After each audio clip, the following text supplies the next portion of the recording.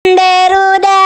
Hari ini masih kayak mau bikin video review masakan ala dapur nenek Iyang yang masakannya teh bala-bala rumahan langsung dibikin teh sama nenek Iyangnya. Wah, ini mah benar-benar definisi masakan ala nenek pisan atuh ya. Ini si nenek dapurnya teh ada di Jalan Kopo nomor 442.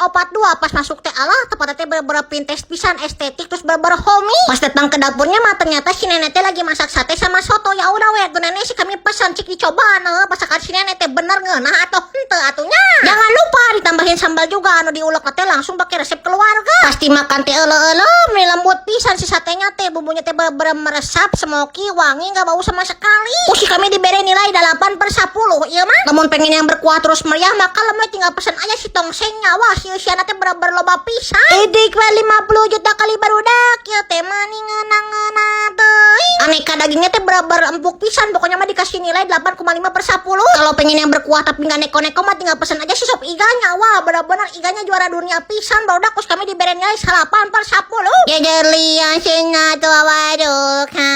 Iya teh manyengan pisan. Pantesan we perdagangan duniawi teh bener-bener fresh terus enak karena si neneknya teh punya peternakan sendiri. Recommended, langsung aja dicobain, namanya teh dapur Nyonya Iyang yang ada di Jalan Kopo nomor 442 Bandung.